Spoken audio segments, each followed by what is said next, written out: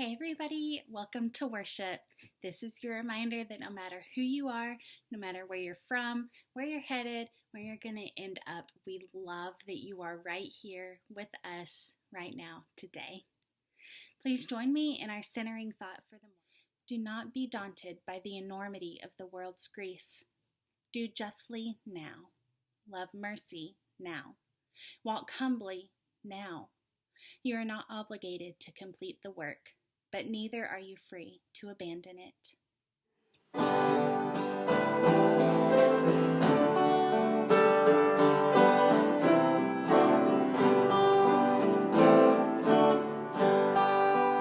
Wounded world that cries for healing, here we hold each other's pain.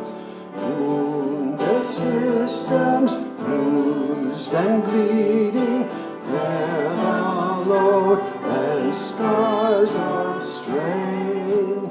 Dollars ration our compassion, our decisions rule the day.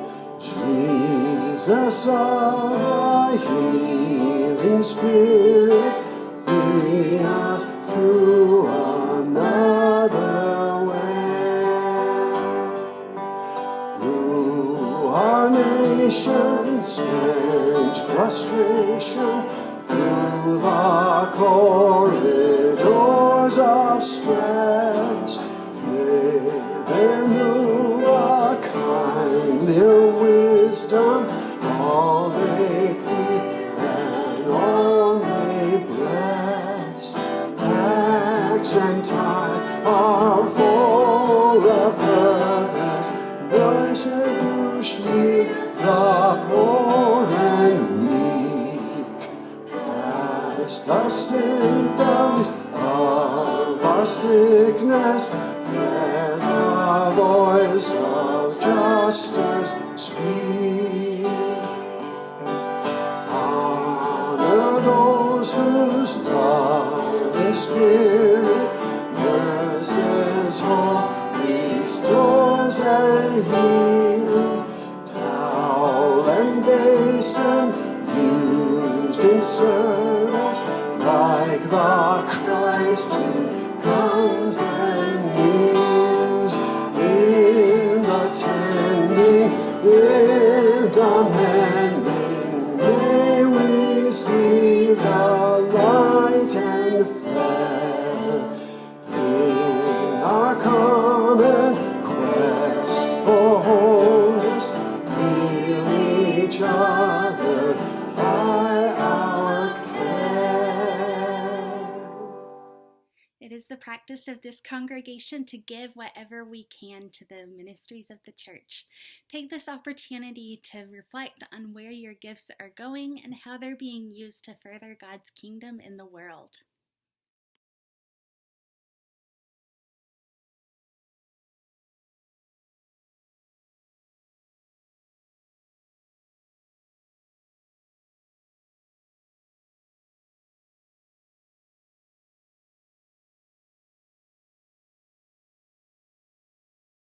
Our scripture lesson this morning comes from the book of 1 Kings, chapter 19, verses 9 through 18. Hear now the words of God. At the place he came to a cave and spent a night there. Then the word of the Lord came to him, saying, "What are you doing here, Elijah?" He answered, "I have been very zealous for the Lord, the God of hosts, for the Israelites have forsaken your covenant, thrown down your altars, and killed your prophets with the sword. I alone am left, and they are seeking my life to take it away." He said, "Go out and stand on the mountain before the Lord, for the Lord is about to pass by." Now there was a great wind, so strong it was splitting mountains and breaking rocks in pieces before the Lord. But the Lord was not in the wind. And after the wind, an earthquake, but the Lord was not in the earthquake. And after the earthquake, a fire, but the Lord was not in the fire. And after the fire, a sound of sheer silence. When Elijah heard it, he wrapped his face in his mantle and went out and stood at the entrance of the cave. Then there came a voice to him that said, "What are you doing here, Elijah?" He answered, "I have been very zealous for the Lord, the God of hosts, for the Israelites have forsaken your covenant, thrown down your altars, and killed your prophets with the sword. I alone am left, and they are seeking to take my life, to take it away." Then the Lord said to him, "Go, return on your way to the wilderness of Damascus, and when you arrive, you shall anoint Hazael and King Aram. And you shall anoint Jehu, son of Nimshi, as king over Israel, and you shall anoint Elisha, son of Shaphat, and Abimelech as prophet in your place. Whoever escapes from the sword of Hazael, Jehu shall kill, and whoever escapes..."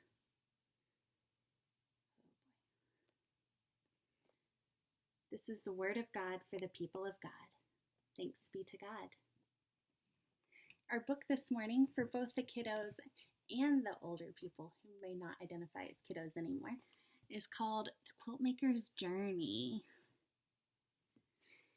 I'm going to read the whole book. It's really long, so if you need a break, feel free to pause in the middle and go get a drink of water or go to the bathroom and come on back. This is the beginning of the book. You may have once heard the story of a quilt maker who lived in a wee house on the side of a mountain, her only neighbors the sun and the moon and the stars. Each day she toiled away on the beautiful quilts that all said were the loveliest in the land. Few had ever seen her, a lost shepherd or a wandering woodcutter or two, but many knew who she was by her deeds. They said she was the most gifted and giving woman ever known, and that she could have grown immensely rich by selling her wondrous quilts. But she would only give them to those in need. And so every night, by the last of the candlelight, the quiltmaker was remembered in the prayers of many. But if by luck you should happen upon her and ask her if she had always been such a giving person, the quiltmaker would tell you that she was once quite different indeed. As a young woman, she gave no thought to people in need. It was not that she was selfish, but because of all the other children in the town had lived their lives in a world where poverty was unknown. There's the quilt maker up here, making her quilts. Can you see? Flowing all the way down.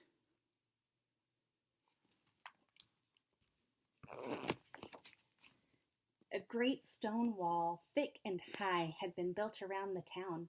The children had never seen what was outside, but the town elders warned that there was something terrible out there, something too awful to speak of. They told them to never, ever think about looking for a way to the other side. And so, for many a night, the young would tremble in their beds, fearful of the creatures they imagined lay waiting just outside the walls.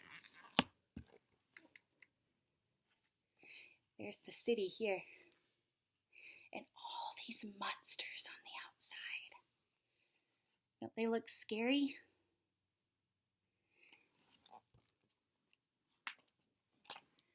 Because all the people of her town were rich, the girl thought the same was true of everyone in the world. Her parents had died and left her a fantastic fortune, and her life was very much like that of a princess. Everything she needed, she had. Everything she wanted, she was given. So incredibly wealthy was she that one day she simply ran out of things to buy. Look at her house and all of the things that she gets. Have you ever run out of things to buy? Or maybe you couldn't think of something to add to a Christmas list or a birthday list? That's where this girl was. She didn't know what else to get. Everything was happening all around her, and she had everything she wanted and needed. The house where she lived was so grand and tall, so tall that it cast a shadow on all the others in the town below. Each and every meal was a feast, with delectables piled high on a table so long that waiters needed bicycles to get from one end to another. She was never cold or hungry, and always safe from harm. Yet, she was as unhappy as she was rich. Look at that. Can you imagine going out to eat somewhere and people have to bring you your food on a bicycle? Isn't that wild? But she wasn't very happy. Why do you think she was unhappy? You should tell your parents or somebody that's watching with you. Why was this girl who had everything she wanted and needed so unhappy?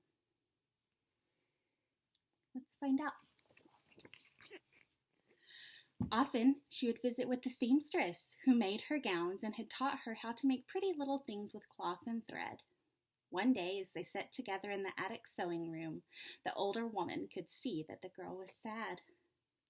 "What is it that makes your mouth turn down so?" she asked. "Oh, I just don't know. I have everything anyone could ever want, friends who love me, and a wonderful party to go to each night of the week. Yet, even with so much, my heart feels empty. It seems as if there should be something more. I feel that I'm meant to do something important with my life, but I just don't know what that is." "Don't worry," said the seamstress as she hugged her. "You'll find your way." "But how? Is it near or far? Is it right there before you to see?" "I can't say for sure, but I do know you've already begun your journey." Here's the little girl. She's learning how to sew things from a very wise woman. The scripture that we just heard about Elijah, he was there for a purpose, and he knew why he was in the city, but all the people in the city were trying to hurt him. He didn't know what to do, and so he had to run away. I think this little girl's about to run away, but for a different reason. Have you ever been scared or not really known what you were supposed to do? Have you ever wondered maybe what God would do if God was right here? Or what God sees from way up in the sky? I have. I don't know the answers, but I've wondered what God looks like when he looks down at us. Is he happy? Is he sad? I don't know. Look at the girl. Looks like she's dancing in a thunderstorm, doesn't it? Ever since she was quite young, the girl had always been known for her bravery. She'd be the first to dare to climb the tallest tree, dance beneath the wildest rainstorm, or stand up to anyone for what she believed. And so for some time, she had thought about stealing outside the wall just to see what the horrors were that lurked there. She knew the elders would be furious, but her friends would love the stories that she brought back.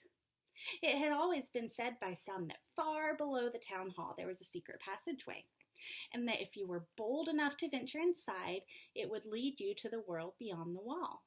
However the stories went, those who had gone in had become lost forever. She's so brave. Look at all these brave things that she does. Climbing the tallest tree and standing up for what she believes in. Even when it's scary, she stands up for what she believes in. We talked a little bit about that last week with Malala. Do you think she's going to take the secret passageway? Let's find out. Still one night, the girl decided to see for herself, even though it would make the elders angry. She slipped by the 6 snoozing guards outside the town hall. Then she crept down the stairs lower and lower beneath the sleeping city until she came to the bottommost cellar. There was only one door. A sign above it read, "All who pass here shall never return." She looked behind at the stairs that would lead her back to her warm feather bed, but she decided to go on.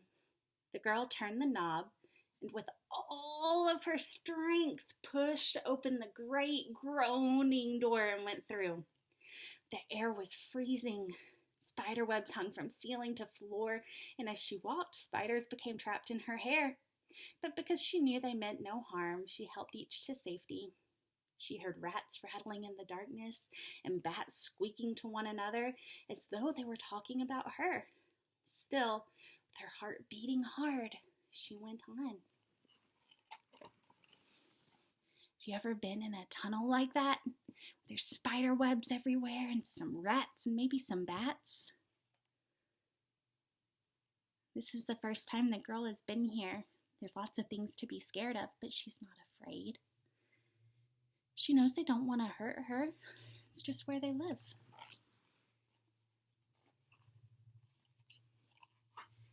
Then she came to a place where the passageway led in several different directions.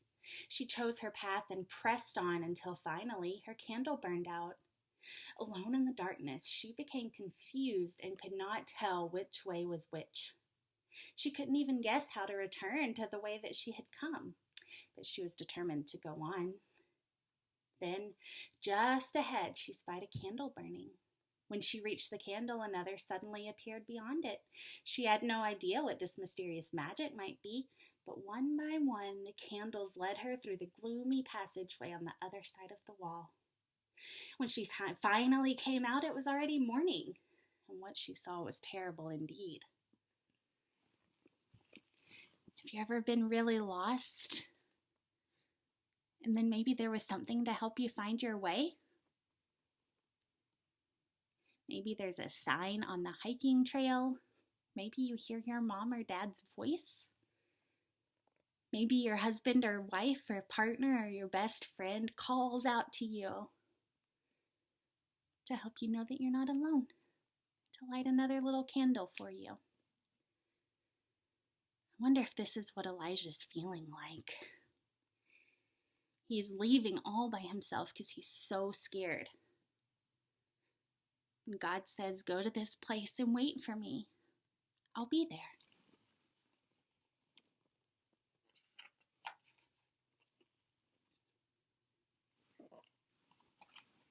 Look, this is what's on the outside of the door. Doesn't look like all the monsters to me. It kind of just looks like another village. There were people in ragged clothes. Some lay on the ground without a bed or blanket or pillow. Others cried of hunger. She saw houses too old to keep a body warm, and there were children who had run out of tears to cry. She went on expecting to see a dragon or something just as frightening as the elders had led her to believe. There was nothing of the sort. For days she walked, passing through more and more villages much like the first. There was unhappiness and helplessness everywhere. The world, she sadly realized, was not as she thought it was. Finally, tired, she lay down in a field to sleep. But when the girl awoke, she discovered that she'd gone so far she had no idea where her town was anymore. How will I ever find my way, the girl wondered. What will I eat? Still, she knew she must be strong, so she started on her way. Look at this. Do you see the girl? She's putting on a new pair of shoes. The girl need not have been worried. All along the way, she found that the people she'd been afraid of were very kind to her. She learned that it wasn't them, but living in need that was frightful. They were happy to help her in any way. If they had little in their pantries, they gave her what they could. If they had nothing, they gave from their hearts. Over the winding, rising road she traveled. When her fine shoes fell away in scraps, a passing girl asked where she was going. After listening to her tale, she took off her own shoes, the only pair she owned, and gave them to the barefoot girl. But I can't take your only pair of shoes, she replied. Oh, please, the ragged girl said with a smile. I know what it's like to be far from home. I just hope they carry you there all the faster.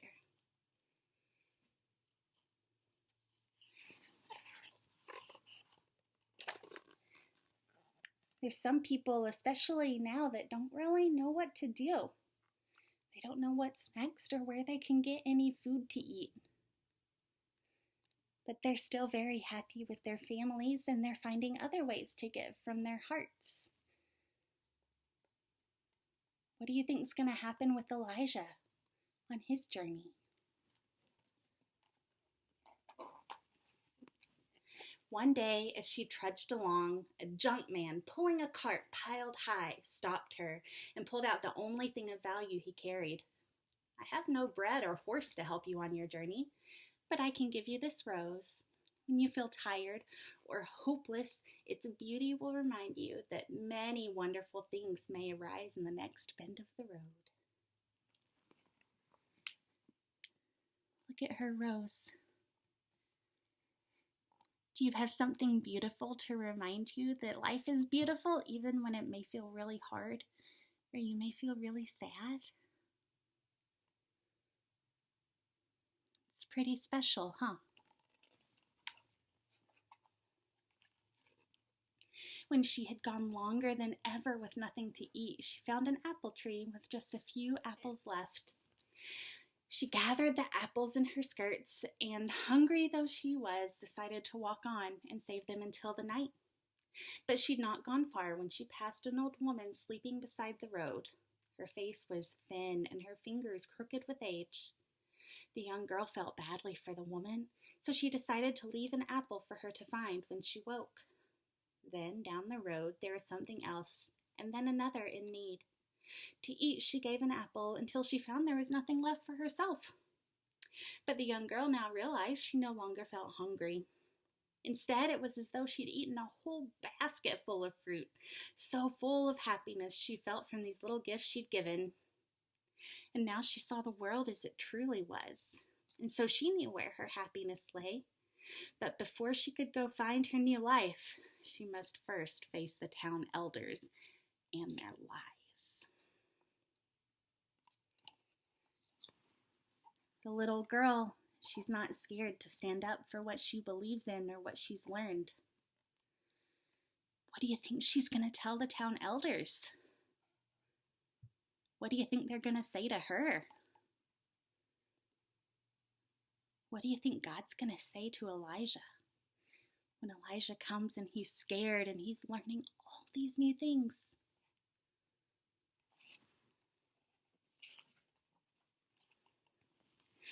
She walked for many days. That's where she's trying to get back to her home. Although it seemed like the town would never appear, at last she saw it before her. It rose glittering and grand into the sky. Her return was the talk of the town, and a majestic celebration was announced for that very day. But before it could begin, the young lady marched straight to the town hall. The elders stood tall and stern before her. She spoke for a long time about all the people who lived outside the town, near and far, who needed their help. Do you think the people in the town can help the people the little girl saw? I think they can. Do you think they're maybe a little scared?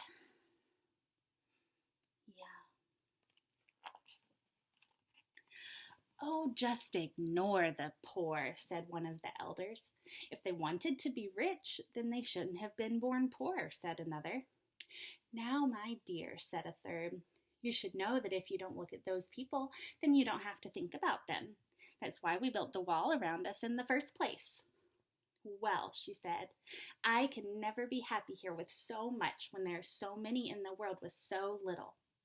The young lady then told them that she had decided to leave the town so that she could help those people. A clamor rose among the elders. No one had ever dared to leave the town before. At last one spoke. "If you go," he said, "know this, you shall lose all that you own and never be allowed to return. You will be banished with nothing." Look at that. The little girl standing up to the elders, telling them something they don't want to hear. Elijah was a prophet, and a lot of times prophets had to do that too. They had to go to towns where people were scary. Maybe they weren't doing the right thing. And the prophets had to give them messages from God. This is why Elijah's so scared for his life. He had to tell the people something they didn't really want to hear.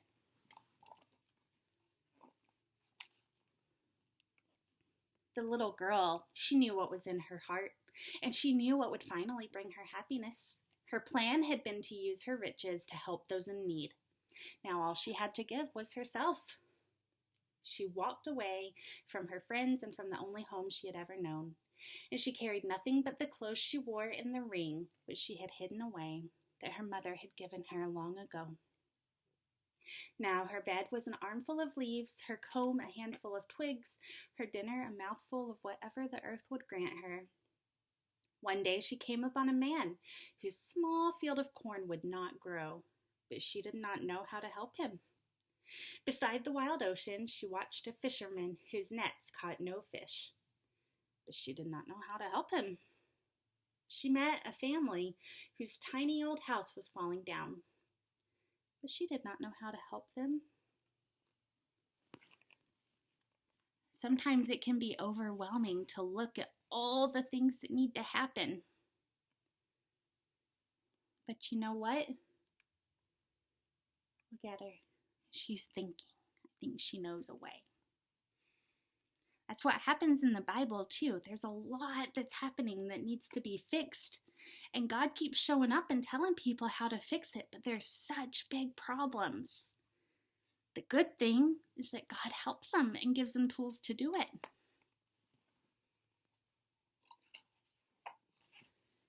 She wandered on, wondering what gift, if any, was hers to give. Then, early one dawn, as she neared another strange town, she saw a single candle burning in the distance. She followed its light over field and forest, and eventually she discovered a mother and son huddled in a doorway, shivering in their sleep. The young lady would have liked to cover them up with something warm, but she had neither a blanket nor a coat. Then at last she knew what she could do. Look at this. There she goes. And then she sees a mother and son, and they're tired and cold. What do you think she can do? We got a hint earlier. She learned how to sew from her seamstress in the village. Look how beautiful.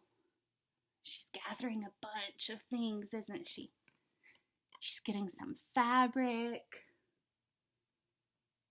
I bet it's going to be lovely. Early the next morning, as soon as the shops opened their doors, she sold her beloved ring, the last thing her mother had given her. Then she bought needles and thread and cloth. Looking for just the right place to work, a great mountain drew her upon its shoulders. The aspen's leaves had fallen and dressed the forest in gold. The girl followed a path made by deer and was brought to a meadow near the top of the mountain. Here the trees gently swayed and waved beneath the welcome in the wind. Underneath one she found the perfect place for her work. Someone long ago had made a chair out of stones and left it for whomever should pass by the mountain. It was so high up that she felt she could have a chat with the man in the moon. Right away, she set to work. Have you ever been to a place so tall and so quiet that you thought maybe you could whisper right into God's ear? That's how the girl felt on the mountain. Her seamstress had taught her to make lots of pretty things, little pillows and handkerchiefs and such. But the young lady had decided to make a quilt for the mother and son.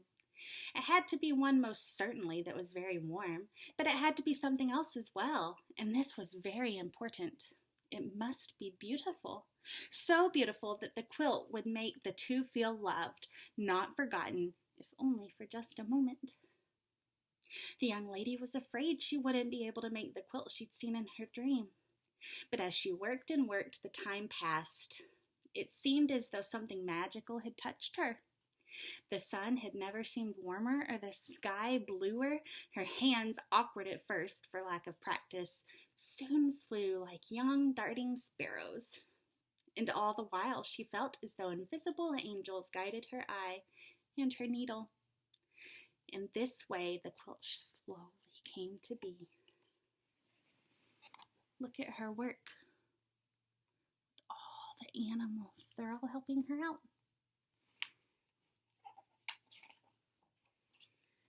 Though she had wondered how she'd be able to live with nothing, she shouldn't have. One morning, as she bent over her work, a grandfather squirrel surprised her with a gift of nuts. A wild but mild boar brought her carrots that it had gathered especially for her. Another time, a bustling brown mother bear presented her with a honeycomb. Then a duck arrived with her 5 well-behaved ducklings, all waddling along in a row, quack, quack, quack, quacking in their hellos. Each carried a great big raspberry in its beak. Look at the forest animals. They're all helping her. They're all giving her a little part of what she needs to help get the job done. Have you ever seen this happen? There's a big job that needed done. Nobody had everything they needed, but everybody had a little bit. That's what's happening here.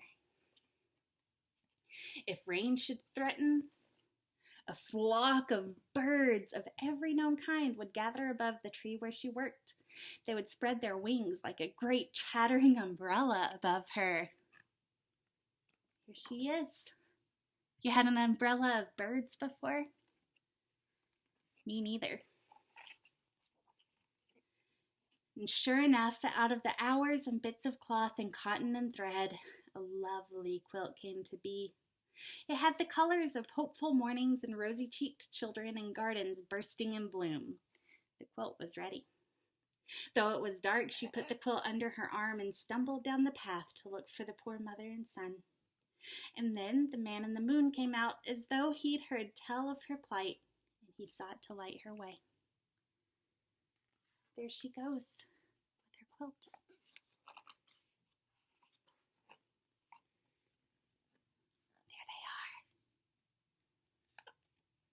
The quilt maker found the two asleep in each other's arms. So as not to wake them, she carefully wrapped her gift tight and right around them. When they began to stir, the quilt maker quickly hid. Both mother and son woke with a start. They then cried with delight at so marvelous a gift. They looked all about to see who could have given them such a fine thing, but there was no one. And so, in time, they wearily closed their eyes and then slept, now warm, now hopeful, beneath their new quilt. They would never know it because she had made this gift for them, because the quilt maker didn't think it was important that they knew who she was. All they'd be sure of, like many, many others in need for years to come, was that someone, somewhere in the world, cared for them. And so, having found her way and her gift, the quilt maker settled on the great mountain she liked so well. She worked steadily through the seasons of the passing years on her wonderful quilts. When finished with each, she left her gifts of warmth and hope in the hands of someone in need.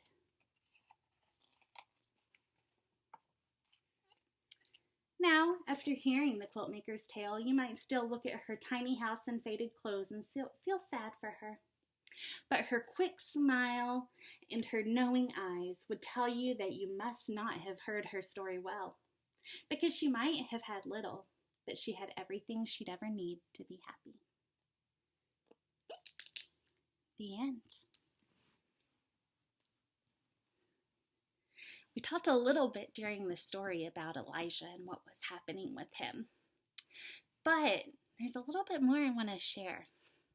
You see, prophets, they often had a hard time. They didn't have very nice messages to share with people. Usually the messages God gave the prophets to tell people in the cities was about how they were doing things poorly, how they had turned away from God, or they didn't even know who God was anymore. They were breaking some of the rules that were really important to God. Prophets were the ones that had to go tell these people. They didn't like it very much. There's one prophet you may have heard of, Jonah.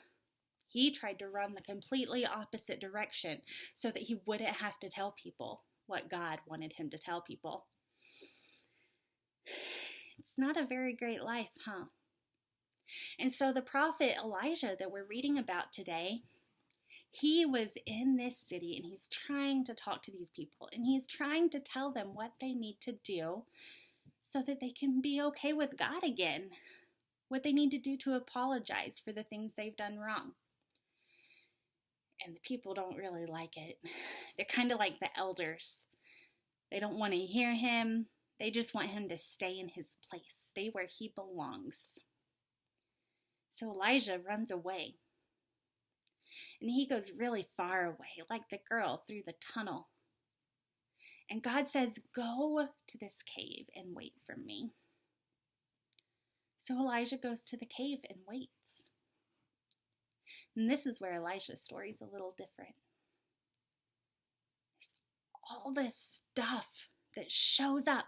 And usually God is in the middle of all the stuff, right? If there's a great big fire, that's how God was trying to talk to people.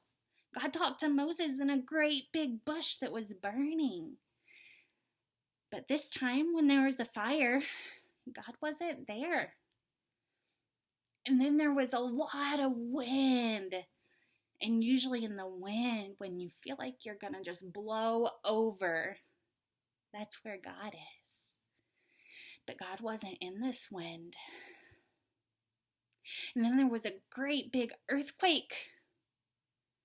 God wasn't in the earthquake either. After all these things happened, after everything came to the mountain, it was completely quiet. That's where God was. It's hard. It's hard to be quiet for a long time. I sometimes wonder about Elijah. How did he know that the quiet was where God was?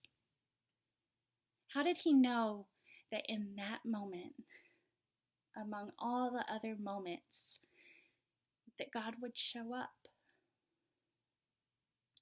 We're not very used to being quiet around here. And so right now, we're going to practice. We're going to practice what it's like to just be quiet. I'm going to step away. You're going to see me walk away. It's just going to be silence. What do you hear in this silence?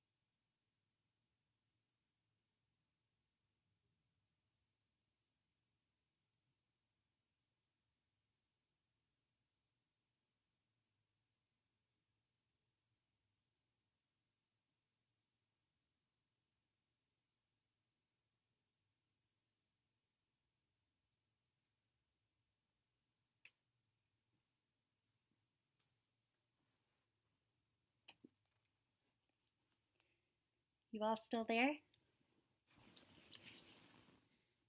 It was only about 2 minutes. What did you hear in the quiet? When you start seminary, you have to do something called your call story. You have to tell it a lot and often.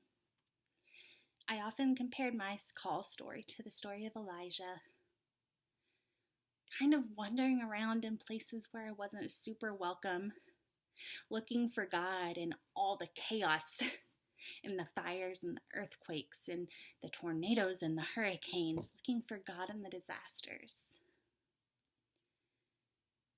But where I found God, where I experienced God, was walking by myself in the quiet.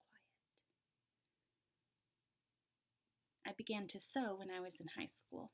My grandmother taught me, much like the seamstress taught the little girl.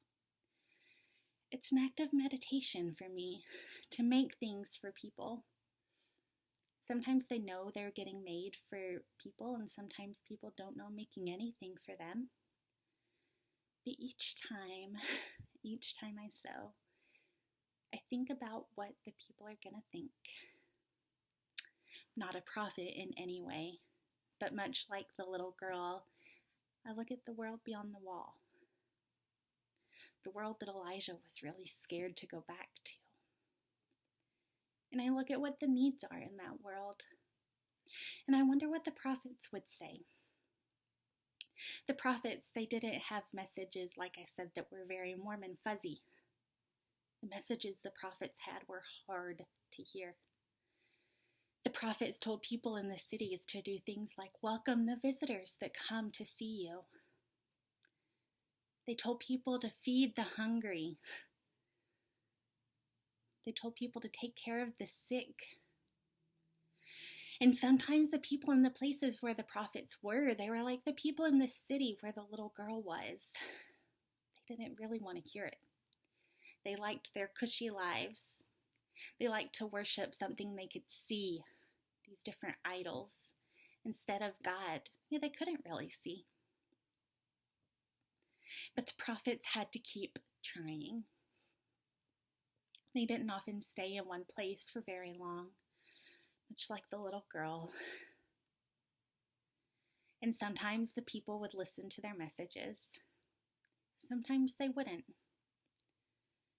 What mattered was that the prophets tried. Sometimes I wonder what it would be like to be a prophet today. To be a prophet with social media everywhere, to be a prophet with 24-hour news stream coverage, to be a prophet in a place where people barely believe in God anymore.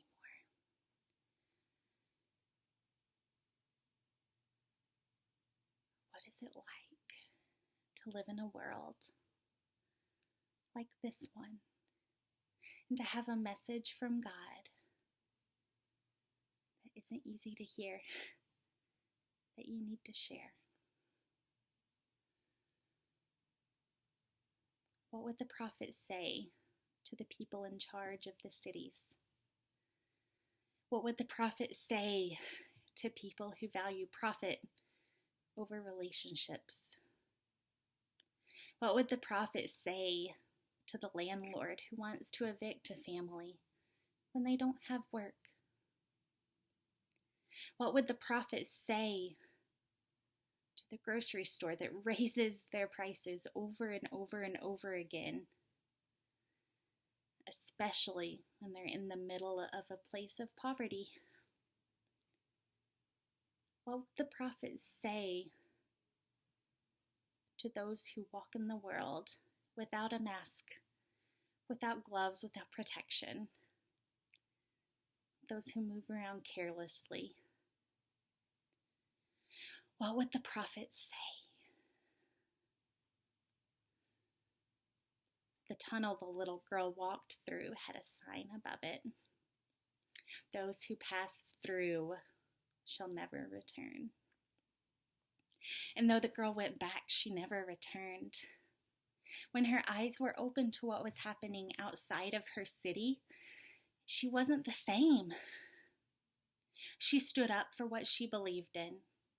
She advocated for those who had nothing. She gave up everything she had, and she had so much she didn't even know what to buy anymore.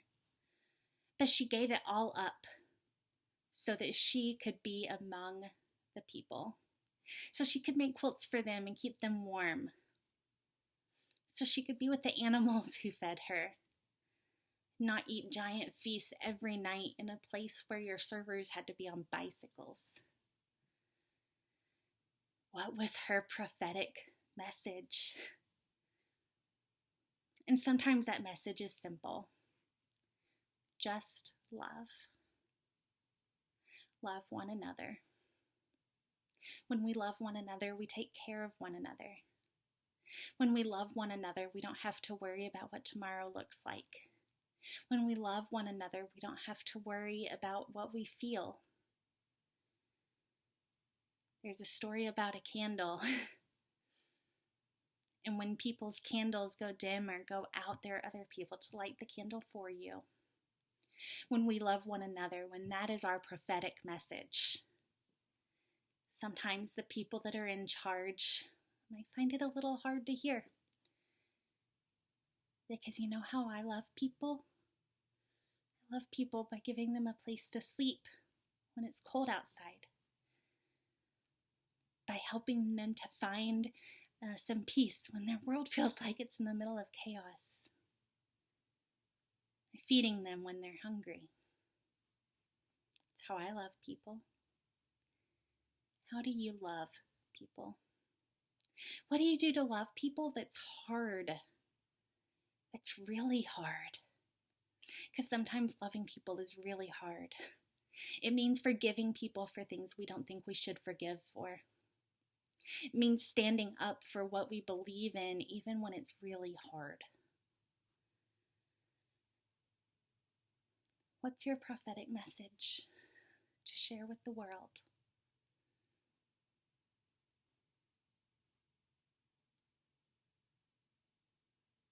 There's many, especially now. Love one another. God gives us the tools to love one another. The rest of the scripture for Elijah, God tells Elijah to go back to the village, to not fear for his life, and to anoint 3 kings. And these 3 kings, it's kind of like our system of checks and balances. They're going to keep one another in check. And when one king gets into trouble, the other king is going to deal with him. Together, they're going to make this city a more godly place. Together, they're going to do what Elijah can't do by himself. That continues to be true. Together, we do things that we can't do on our own. It's the beauty of the community. That's the beauty of now. Figuring out ways to do things together that we can't do by ourselves, and we never could. But somehow, God has helped us to find a way.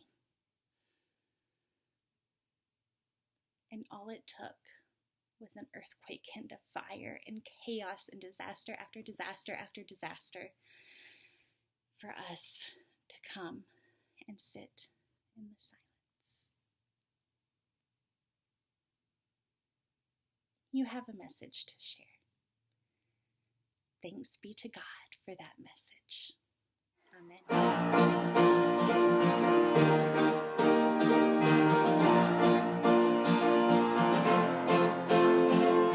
These are the days of Elijah, declaring the word of the Lord. And these are the days of your servant Moses, righteousness being restored. Of great trials, the famine of darkness and sorrow. Soon we are the voice in the desert, crying, prepare ye the way of the Lord. Behold, he comes, riding on clouds, shining like the sun. At the trumpet's call, lift your Zion's hill salvation come.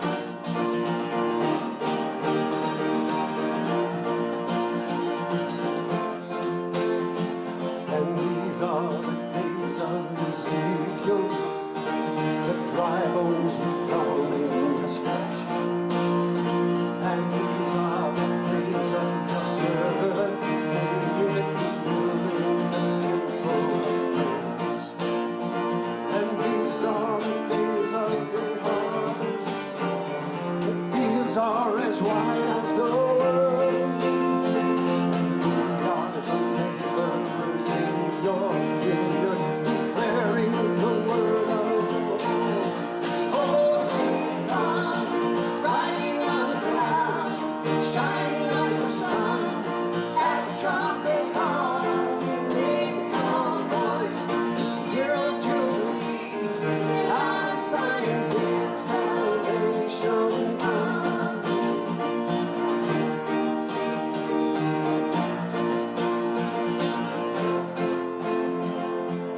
There's no God like Jehovah. There's no God like Jehovah. There's no God like Jehovah.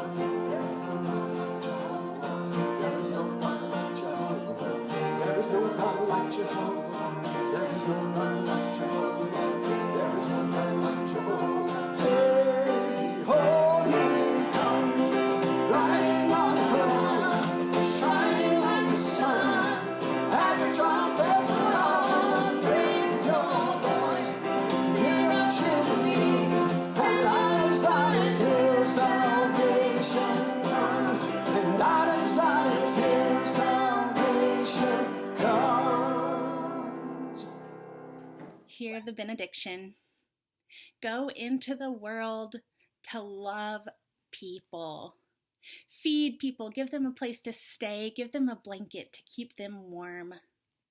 Even when it's hard, stand up to those in charge. Tell them what you see, tell them what you hear, tell them how to make the world a better place. That's what God calls us to do. May the love of God, the community of the Holy Spirit, and the grace of Jesus Christ be your companions on that journey now and forever. Amen.